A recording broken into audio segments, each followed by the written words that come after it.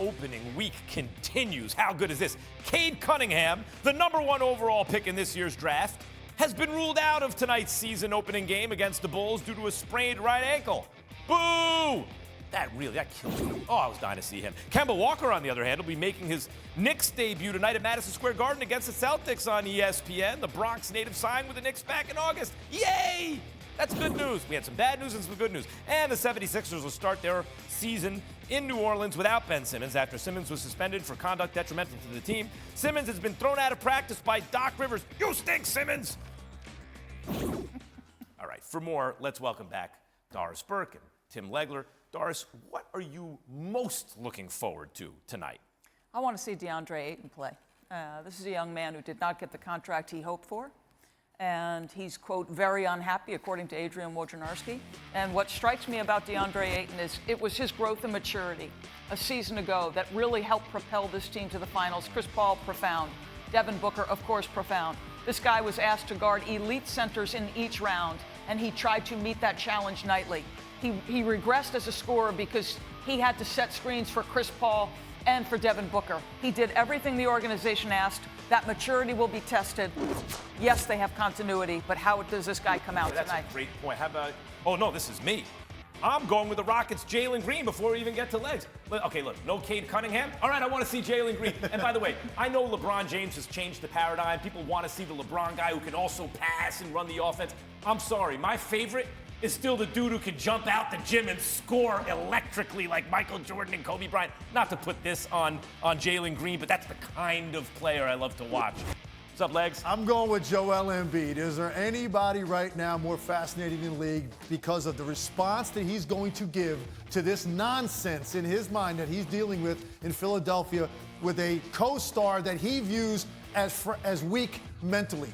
Joel Embiid wants to come out tonight and show everybody in that building, everybody in that organization, every one of the Sixers fans watching, the media, everybody in that market, I got this, don't worry. This is what a superstar looks like. His response is going to be emphatic tonight. He didn't play enough games, or he won MVP last year. I had him as a front runner until he went down. Yeah, I thought Harden was the best per game. Embiid would have been MVP, but also missed a few too many. And Jokic, I mean, there's so many great players. All right, look. Today, 76ers head coach Doc Rivers, speaking again to the media, had this to say about Ben Simmons. I don't think people understand, like, coaching sometimes, you want all your players to do well. You cheer for your players. Even when they're in a tough spot, you want it to go well for them. When you're put in positions like yesterday, or in general, this whole, it's no fun, that part of it. But you don't give up the fight that you can get it right. So it's a predicament that we're in, and that part is no fun. It really isn't. We get to play right now, Ben's not. I want Ben to be playing. That's his job.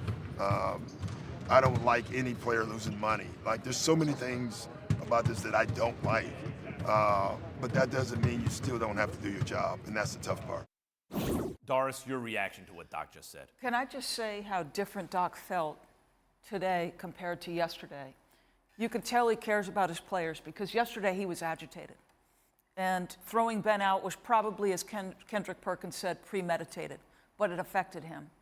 But if anybody can handle this as an organization, and in particular a head coach, it's Doc Rivers.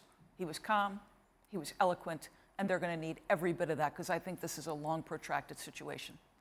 Legs, Simmons surely has played his last game for the Sixers, right? I mean, can he possibly play for Well, I don't know what the date of that game was, Game 7 against Atlanta, whatever that date was. I said surely it was the last game he'd ever played. The next morning on SportsCenter, after that game, before any of this nonsense happened, because I know, number one, what I watched.